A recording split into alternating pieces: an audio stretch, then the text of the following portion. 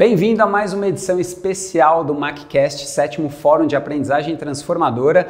E agora a gente está conversando com a professora Juliana Abruzio para falar um pouquinho dos desafios aí do arcabouço regulatório aí em relação à inteligência artificial. Professora, seja muito bem-vinda. Muito obrigada, é um prazer estar aqui com vocês. Maravilha, o prazer é nosso.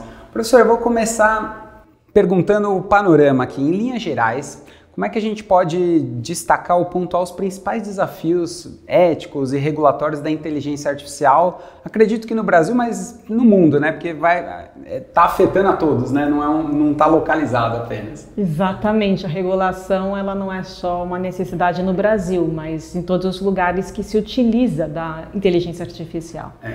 E nós, como cidadãos, indivíduos, seja um brasileiro, seja um europeu, um americano, um chinês, está todo mundo precisando de um apoio, né, do Estado para regular. Na verdade, a gente hoje vive exatamente esse momento da discussão dos textos. Então a gente olha para o governo americano, que tem aí publicado textos sobre quais os caminhos que eles vão escolher. Nós já temos algo muito avançado na Europa, né, que é o AI Act, né, que é a Lei de Inteligência Artificial, que aí lá por conta do modelo legislativo de harmonização de leis aplica a toda a comunidade, né, da europeia, né, a União Europeia, então todos os países membros. E aqui no Brasil nós temos um projeto de lei que teve um milestone importante, um marco que foi em dezembro do ano passado, uma comissão de juristas que passou meses debruçados sobre o assunto, estudando, fez uma proposta, é um texto muito rico, com muitas páginas, mais de 300 páginas, falando sobre tudo que afeta a questão da inteligência artificial, que a gente vai conversar um pouquinho aqui. Então, no Brasil, a gente está nesse ponto, num projeto de lei que segue a passos morosos no Congresso Nacional. Certo. A gente esperava que fosse um pouco mais rápido, mas é assim, é necessário que todos sejam ouvidos, que todos os stakeholders sejam convidados, emitam suas opiniões, até porque esse pluralismo é muito importante, né? O mercado vai enxergar de uma forma, aqueles que defendem os direitos dos consumidores outra, os usuários.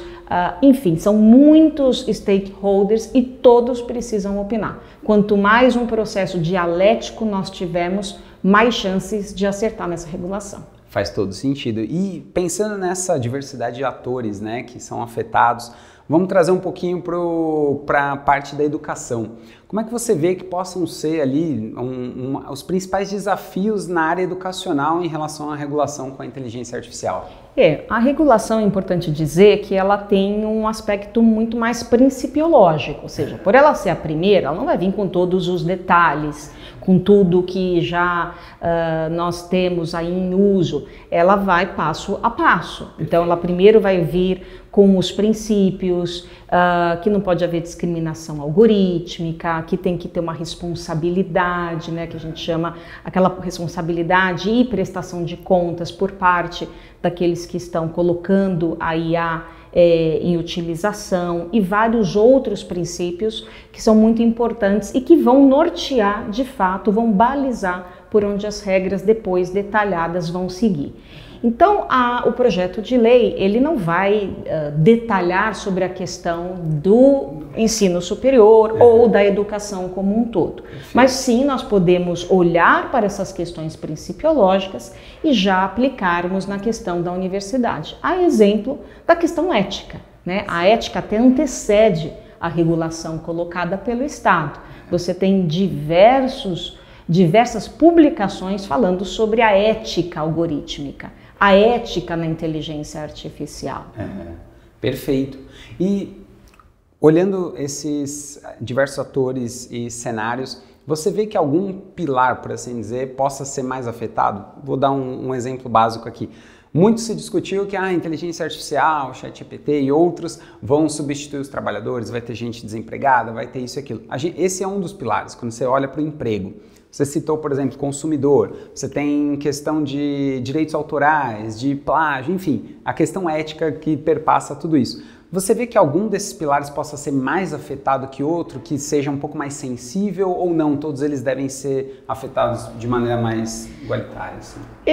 Eu não tenho essa resposta, né? Teria que ter uma futurologia, mas a gente tem aí palpites baseados nos próprios estudos e dados que vêm sendo levantados. E também eu acho que isso diz respeito muito ao ângulo de análise, né? Então eu, enquanto professora de direito, advogada que trabalho nessa área, o meu quadrante, eu acabo por olhar mais para a questão da regulação, né? Essa questão da singularidade, que é muito importante. O que é a singularidade, né? Essa distopia, essa angústia de que a máquina substitua o humano, né? Então, ela é importante. Eu participei recentemente de um evento internacional, de uma associação apenas de advogados em Cartagena, Colômbia, e o programa do Congresso, do começo ao fim, foi falando das ferramentas substituindo os advogados. Porque há essa angústia, esse medo, né? Aonde que vai, e se a gente sabe que vai substituir, porque já está substituindo. Né? Então a gente tem uma questão aqui muito importante para cuidar, que vai além dos limites jurídicos, né? Então, sem dúvida, é uma questão. Voltando, da minha perspectiva, nós analisamos muito a ética normativa, esse valor, nessa questão axiológica que vai ser impressa na lei que vai ser posta pelo Estado a toda a sociedade. E a gente vive, como eu disse, exatamente esse momento. Existem algumas bifurcações de ideia. Hoje, a nossa proposta, o projeto de lei, ele é inspirado na regulação europeia, que é estratificado, dividido em riscos. E faz todo sentido, porque você não pode comparar uma inteligência artificial que está processando dados muito sensíveis com uma inteligência artificial, como um marca-passo ou algo que seja para... e o marca-passo também tem dados sensíveis, mas uma inteligência artificial para separar, por exemplo, os e-mails spam da caixa de e-mail. Então você tem diferentes riscos, ele é baseado no risco, né? Alto risco, e conforme o risco você vai ter uma implicação na regulação e nas obrigações, nos requisitos em torno daquela tecnologia. Então é isso que nós temos hoje como proposta, ainda a ser debatida, levando algum tempo, esperamos que não tanto, porque a gente já tem isso na mesa, né? Já está no mercado, já está na administração pública, o Poder Judiciário utiliza a inteligência artificial, então isso já está colocado, mas o direito caminha a reboque da tecnologia, como dizia o saudoso professor Antônio Chaves. Não tem como. Não tem como. É uma ciência social aplicada, ela olha para o fato social e aí então ela regula.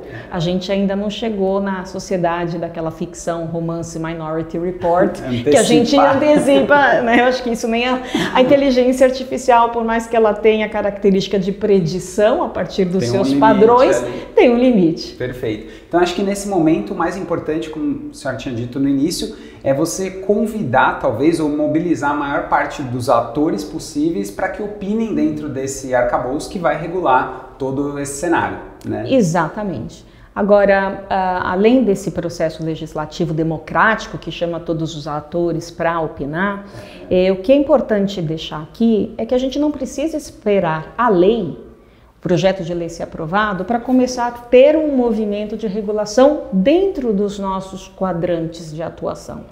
Então, as empresas podem colocar sua regulação, as universidades podem e devem também se debruçar sobre esse assunto e prever nos seus regulamentos, porque essas ferramentas, elas podem ser usadas para condutas que antes já eram feitas, você só vai mudar um instrumento. Então, o aluno, vamos pegar aqui um exemplo ruim, né, de um desvio ético. O aluno, ao invés de coletar e fazer um plágio por Wikipedia, ele vai lá e usa o ChatGPT. Ou seja, é mais do mesmo, só que com outra ferramenta que pode dificultar eventualmente o professor saber se aquilo foi usado ou não, né? De maneira alguma, o professor tem que tomar muito cuidado, ele não pode acusar, você ter essa prova bem firme na mão dele, né? Não pode fazer nenhuma ilação, isso pode ter uma consequência. Então, o que a gente propõe hoje, o que a gente ouviu muito nesse congresso?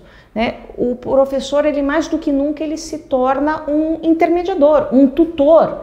Né? Além da academia ser um espaço de pensar e de desenvolver o espírito crítico, como que a gente não, enquanto professores, não se coloca numa situação dessa? Eu não quero me colocar numa situação em que eu vou ficar na dúvida, será que ele usou? Será que ele não usou? Já tem ferramenta para fazer a contraprova? Me parece que não tem. Se tem, quanto ela tem de acuracidade? Quanto ela não tem?